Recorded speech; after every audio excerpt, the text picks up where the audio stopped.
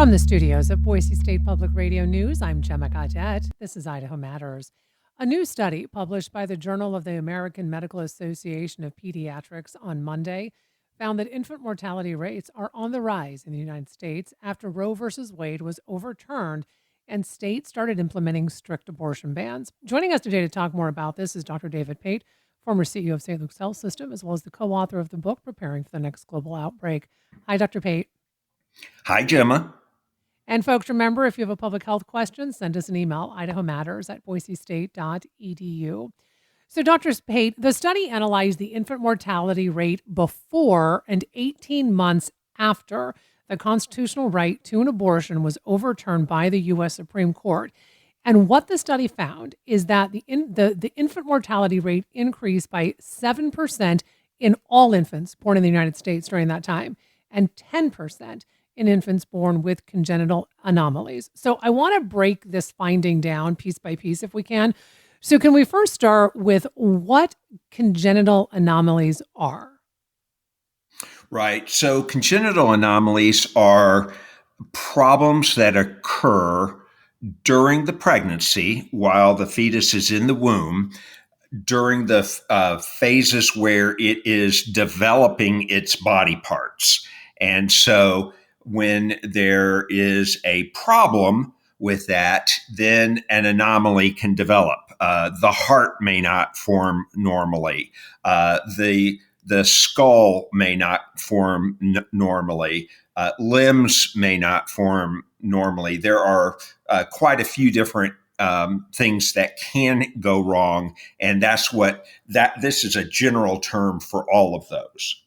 And that would also include certain chromosomal abnormalities, correct? That would be that would not be conducive to life.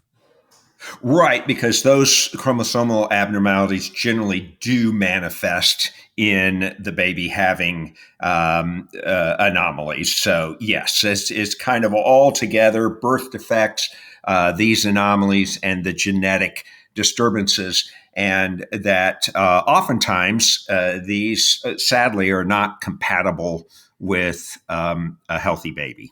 Mm-hmm. So with that said, Dr. Pate, when you saw the results of this study, how significant is this increase?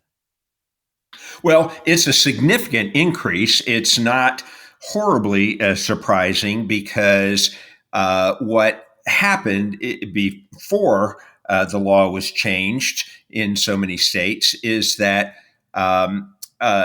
women usually had these severe anomalies identified at their anatomy ultrasound, usually in their second trimester, with our ability now through genetic testing, through ultrasound, through other means to identify these conditions has certainly increased from the time when I was in practice. And so we can identify these, and we know the consequences of these, and we present mothers with these, with an explanation of what's wrong, what the implications are.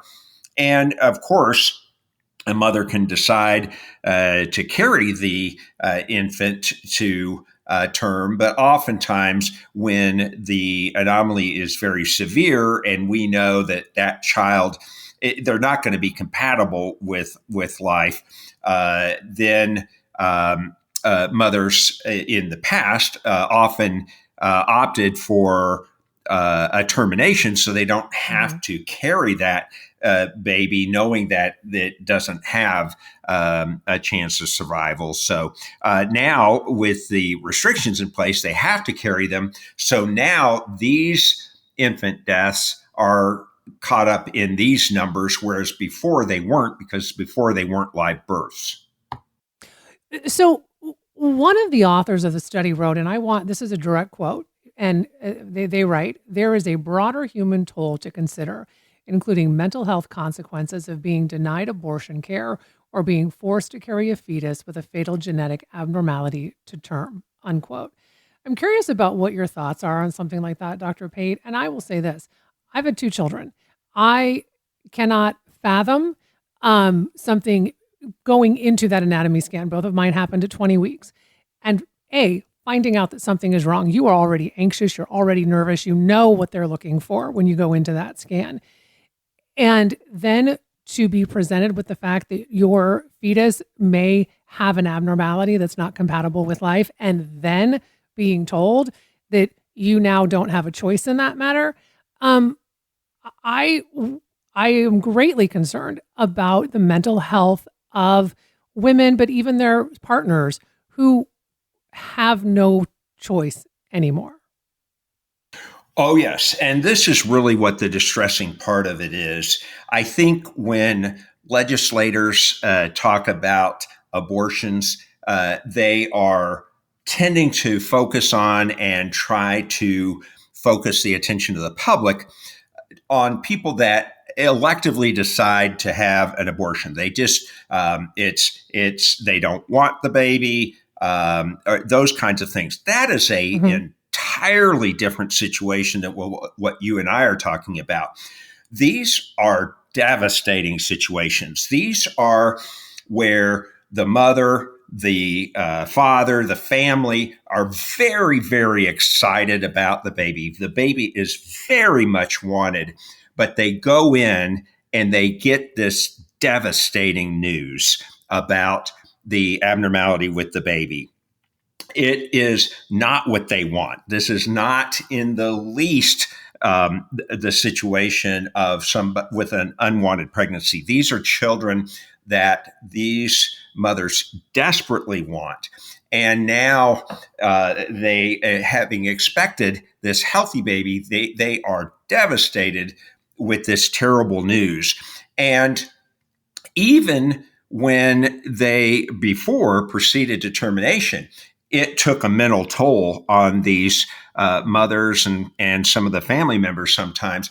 But now to find out at 18, 20 weeks and now have to carry a baby that cannot survive for the rest of its termination, rest of the pregnancy, when the mother doesn't wish that, it is an unusually cruel thing to do to a woman, and it takes a horrible toll on them. And I've certainly talked to or heard other mothers that have experienced this and the depression they face, only to have the baby delivered, now have that baby die in their arms because they can't survive outside of the womb.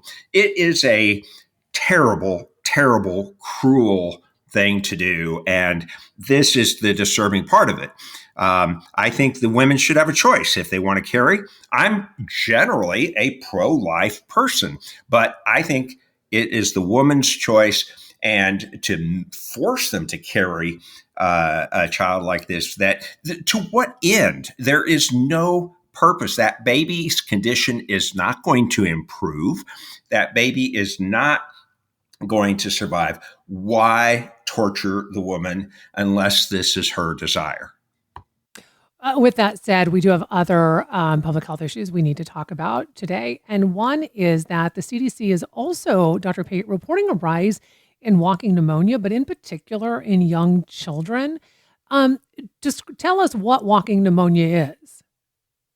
So walking pneumonia isn't a medical term, but people often use this term to describe a pneumonia that is not making the person so severely ill that they can't go about their activities, that they require oxygen, they require hospitalization, those kind of things.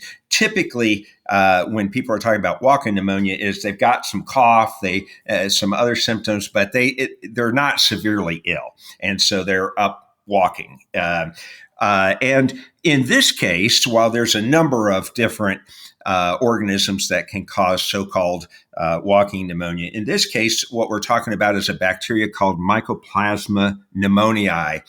And you're quite right. We've seen a very large increase in the number of cases. But what is particularly of note is that historically, We have seen these cases in school-age children, predominantly elementary, middle, and high school. And we typically don't see them in those children that are of preschool age. But what the biggest increase that we've seen is in children 2 to 4. And that is also making this even a little bit more unusual. Also, Dr. Pate, the CDC came out with a new recommendation in regards to this year's, the 2024-25 COVID vaccine, and that is they're recommending a second dose for folks who are over age 65. Can you tell us a little bit more about that? Yes, and this is not a big change. There are some subtle changes in their recommendation, but even previously, the CDC has indicated that people over the age 65 or those that are moderately or severely immunocompromised could get another vaccine, a second dose, in between the annual vaccine rollout. This time, what they did is they said they gave a little bit more specific advice to get it at 6 months, which just puts it squarely in the middle between the annual releases. But this is a good measure. Those of us that are at 65 and older are at increased risk. And of course, those that are immunocompromised. In fact, the CDC has said those persons can actually get even more doses. That's at the discretion of their physician. And Dr. Pate, we only have about less than a minute left. Let's talk flu shots. Where are we in regards to needing to get that here in Idaho? Not yet, but stay tuned. We still have very low activity, but I'm watching it like a hawk. Thanks so much for listening to Idaho Matters. Boise State Public Radio and Idaho Matters are members of the NPR network. It's an independent coalition of public media podcasters. You can find more shows in the network wherever you get your podcasts. I'm Gemma Gaudette. We'll see you tomorrow. The candidates for November are set. I know Donald Trump's type. Between now and Election Day, we are not going back. A campaign season unfolding faster Kamala Harris is not getting a promotion than any in recent history. Make America great again. Follow it all with new episodes every weekday on the NPR Politics Podcast.